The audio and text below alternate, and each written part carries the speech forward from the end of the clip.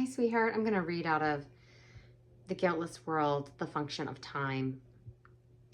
The first paragraph. It's pretty radical. The first time I read it, I was like, wow. I didn't know if this could possibly be true. I had to sit with it. And now the reason why you are afraid of this course should be apparent. For this is a course on love. Because it is about you. You have been told that your function in this world is healing and your function in heaven is creating. The ego teaches that your function on earth is destruction and you have no function at all in heaven. It would thus destroy you here and bury you here, leaving you no inheritance except the dust out of which it thinks you were made. As long as it is reasonably satisfied with you, as its reasoning goes, it offers you oblivion. When it becomes overtly savage, it offers you hell. I'll pause here and say, those are the two things, according to A Course in Miracles, those are the two things the ego offers. Oblivion on the positive side, and hell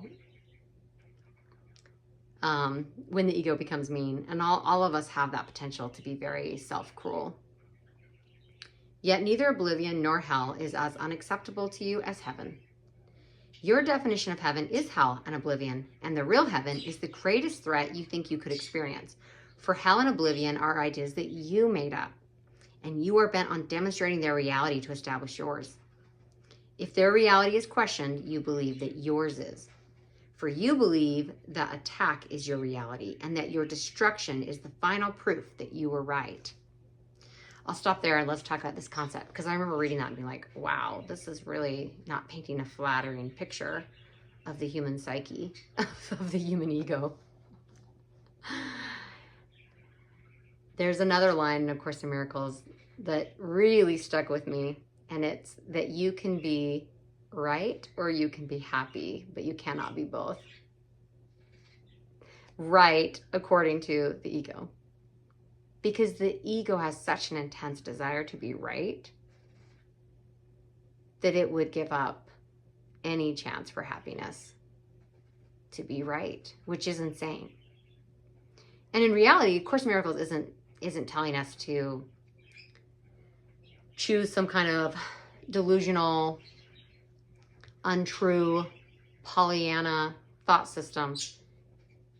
What A Course in Miracles is actually trying to do is free us from the ego's lies so that we can see the truth, which is happy, which is glorious, which is safety and peace.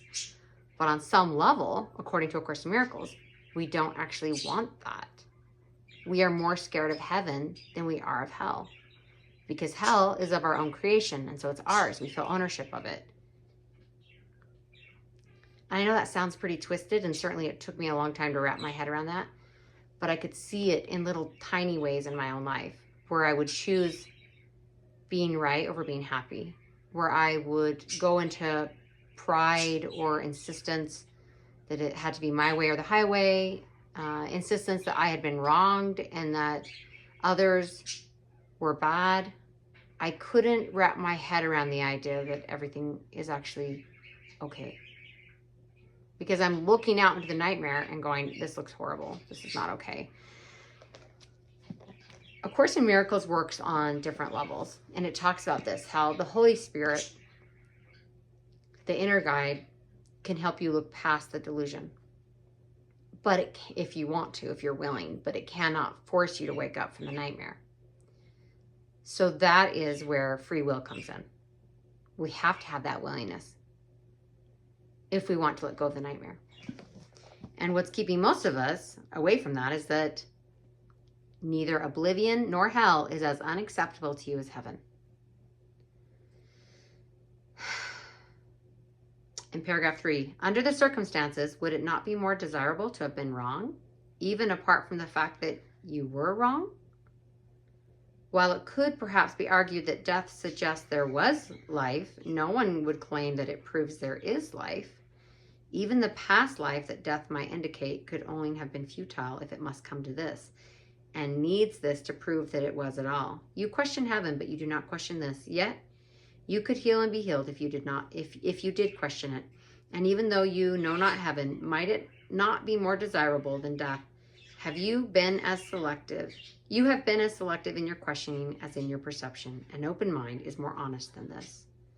The ego has a strange notion of time, and it is with this notion that your questioning might well begin. The ego invests heavily in the past, and in the end believes that the past is the only aspect of time that is meaningful.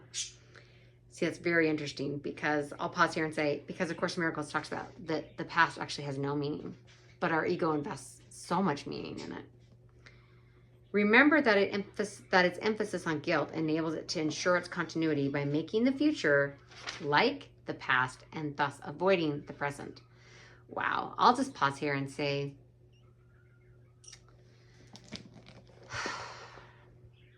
anytime I'm not happy, it's because I am having recriminating thoughts about the past or fear about the future. I read once that focusing on the past leads to depression, focusing on the future leads to anxiety, and happiness can only be found right here, right now. If we look at little children, they are so effortlessly in the present. So effortlessly. Unless they've been hugely traumatized, a child tends to find it very easy and natural to just be with whatever's going on in front of it. It's interesting that it talks about in the Bible that lest ye become as little children, ye shall in no wise inherit the kingdom of heaven. And I think that was quite literal in terms of how we experience time, how we experience reality, that it's all right here, right now. It's not yesterday, it's not tomorrow, it's right now. And that is timelessness. Eckhart Tolle talks about it in The Power of Now. And it can seem like a really esoteric, complicated topic until you start experiencing it. I remember a few years ago, I was walking around this beautiful pond that I just love. And I realized I was barely there because I was so lost in these thoughts, these angry thoughts. I was upset about something, and I was thinking about something that had happened to me. And every now and then I'd come out of that anger and I'd be like, wow, it's really pretty here. And then I'd go back into these recriminating thoughts. And then before I knew it, I'd circled the whole pond. I'd circled the walk, and I felt like, was I even here? I was in here, but I wasn't here. And in that moment, I made a commitment that I was going to learn to be present with life, because I realized I was missing it by living in mental constructs in a self-created prison. And I'm happy to say, not to brag, but to hopefully encourage, when I walk around the pond today, I'm really there. I'm really there. And it's so beautiful, and it's so wonderful, and I'm experiencing it, and I'm smelling the fresh air, and I am feeling the wind on my skin, and I am looking at the glorious beauty of nature, and I'm hearing the birds singing, and I'm really there. And it's such a different experience than before, when I was walking around the pond worrying about what had happened in the past or what might happen in the future, when I was future projecting. It just robbed me. It robbed me. It robbed me of the most precious thing. Now. To me, now, the words now, God, love, joy, truth are all synonyms. And it's the only thing that's real, and only love is real. Thank you for listening. Thanks for being here with me. I hope some little thing I said was inspiring or helpful in some way. I love you so much. Thanks for being here and doing this beautiful work. And if you have any comments or questions, please leave a comment and I will respond. Love you so much.